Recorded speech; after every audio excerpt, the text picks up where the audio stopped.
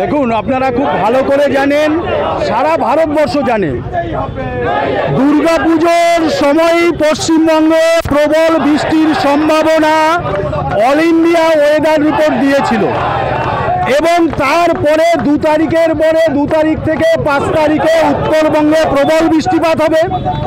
এটা প্রশাসনের কাছে বারবার অল ইন্ডিয়া ওয়েদার রিপোর্ট ছিল, কিন্তু আমরা তাই সত্যি সত্যি দেখলাম যে আজকে উন্নত ভারত যে কথা বলে সেটা বাস্তব হয়।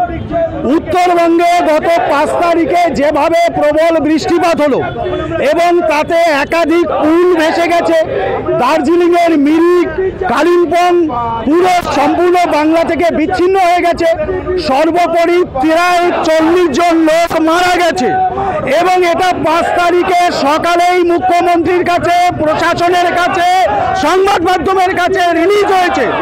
তা সত্ত্বেও মুখ্যমন্ত্রী 5 তারিখে কলকাতায় কার্নিভাল করলেন।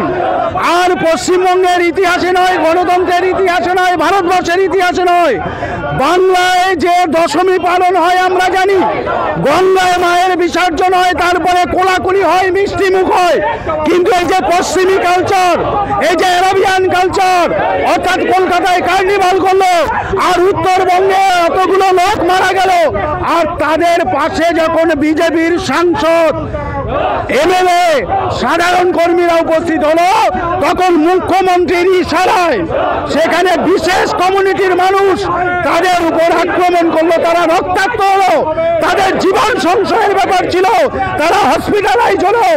তবুও মুখ্যমন্ত্রী কোনো দুঃখ প্রকাশ করলেন না, তিনি উল্টা বললেন 40টা বাইক গাড়ি নিয়ে সেখানে গেছে।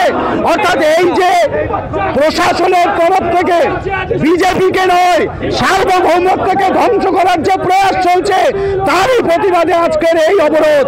এবং এই অবরোধ যে পর্যন্ত না মমতা ব্যানার্জিকে ওই নবান্ন থেকে বের করা যাবে, এ পর্যন্ত এই আন্দোলন চলবে।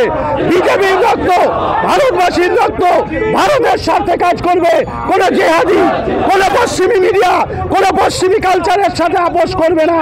আর এ চলছে, চলবে।